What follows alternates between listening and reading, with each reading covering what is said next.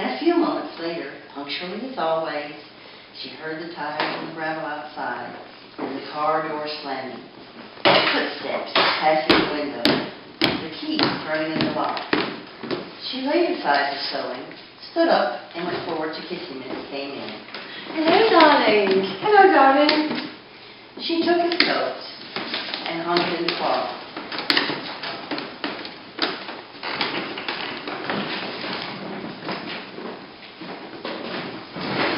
Then she walked over and made the drinks. A strongish one for him. For her, this was always a blissful time of day. She knew he didn't want to speak much until the first drink was finished, and she, on her side, was content to sit quietly, enjoying his company after the long hours alone in the house. She loved to luxuriate in the presence of this man, and to feel almost as a sunbather feels. I do a warm milk glow. No. Carry on a warm milk glow. You think it's glow. Carry on. Good glow. I know. He has very good glow. That should not be in trouble. She loved him for the way he sat loosely in a chair, for the way he came in a door, or moved across the room with long strides.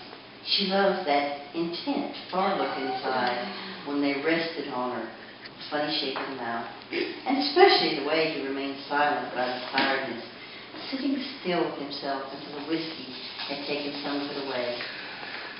Tired, darling? Yes, I'm tired. And as he spoke, he did an unusual thing. He lifted his glass and went slowly over to fetch himself another. No, I'll get it. She Sit cried down. jumping up. Sit down. Do we want to leave out? She cried, jumping up. Yeah, true. Yeah, right. All right. That makes sense, no, yeah. And that's just too few words to Right. merit the narrator saying. Right. think so. It's not worth your breath. No, but it didn't worth my breath. Exactly. Okay, so go again. Okay, so I'll get it. Sit down.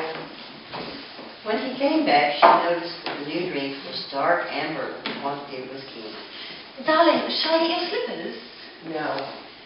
She watched him as he began to sip his dark yellow drink. And she could see little oily swirls in the liquid because it was so strong. I think it's a shame that when a policeman gets to be as senior as you, they keep him walking about in his seat all day long. He didn't answer, so she bent her head again and went on with her sewing. But each time he lifted the drink to his lips, she heard the ice cubes clinking against the side of the glass. Darling, we have to work it. It's coming out. It's quite good. Well, where's the earrings? You got to get that. Looks good with the blonde. Yes, you really should wear the earrings. I love the earrings. He had finished the second drink and was staring down into the glass, frowning. Listen, I've got something to tell you. What? What is it, darling? What's the matter?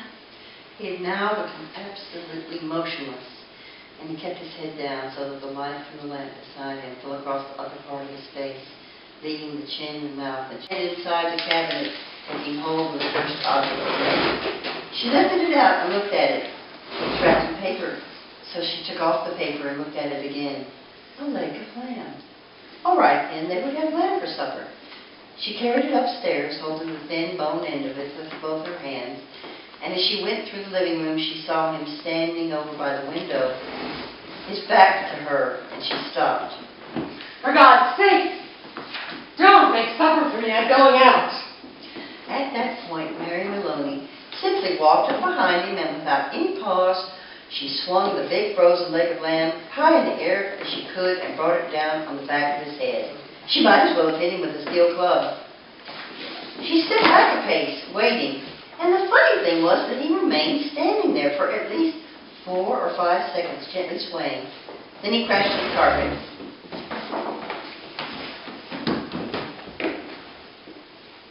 The violence of the crash, the noise, the small table overturning, helped bring her out of her shock.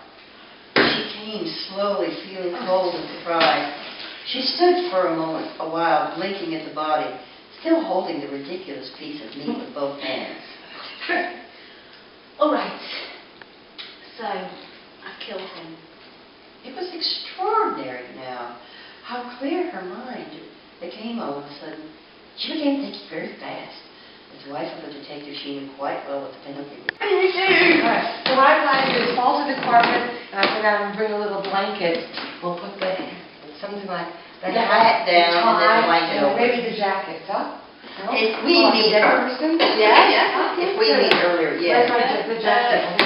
Well, all of our jackets, yes, we just bundle them up or something. Yeah, we'll have a jacket. No, like a jacket, like the dead guy, huh? Okay. Yeah. See? If we have the. Yeah, that looks fine. See, I'm good. And the cravat, huh?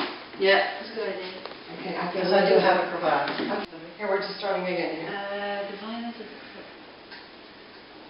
When I start.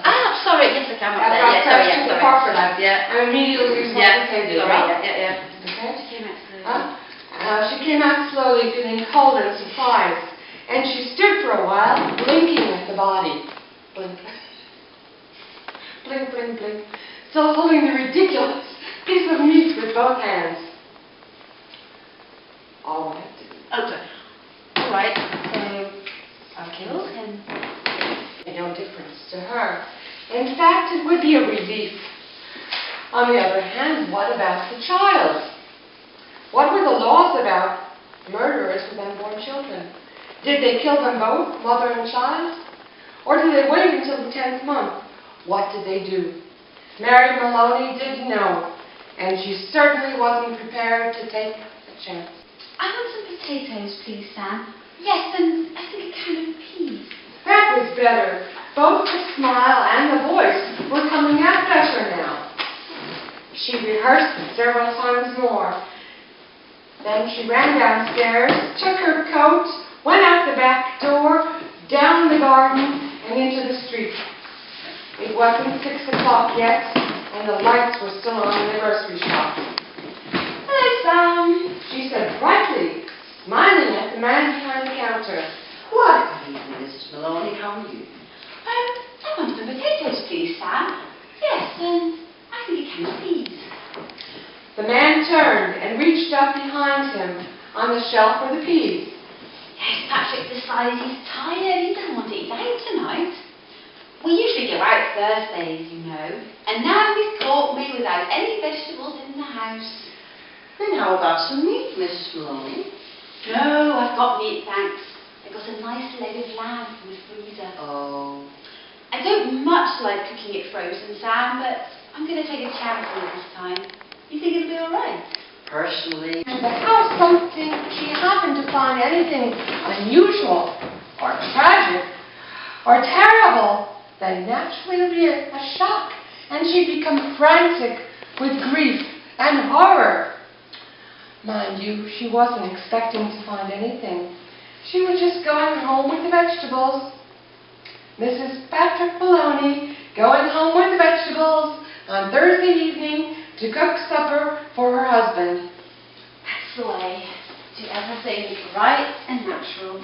Keep things absolutely natural, and there'll be no need for any acting at all. Cried her heart out. It was easy. No acting was necessary. A few minutes later, she got up and went to the phone.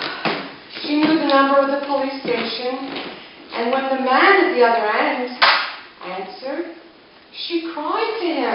Quick! Come quick! Patrick's dead! Who's speaking? Mrs. Maloney, Mrs. Patrick Maloney.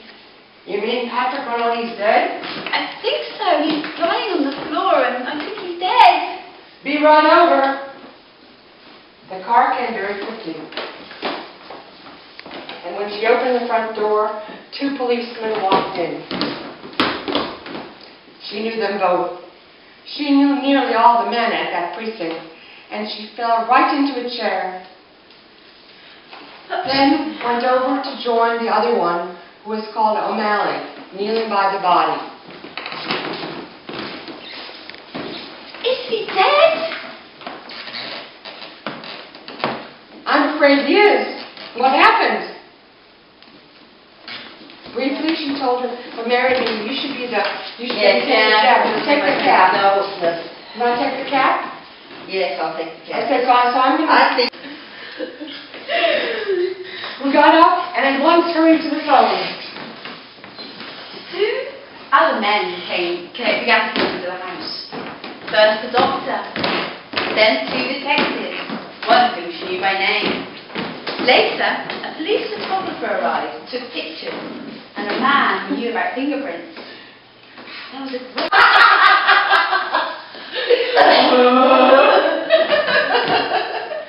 Moi, je have a big question mark. Tu peux nous faire un point d'interrogation pour chacun? Très bien, des points, des bonnes. No? Big question mark. Yes. It's very cute. Yes. Mary, you look great. This I think. It definitely looks beautiful. Okay, let's go. Killed by a blow to the back of the head, administered with a heavy, blunt instrument, almost certainly a large piece of metal. They were looking for the weapon.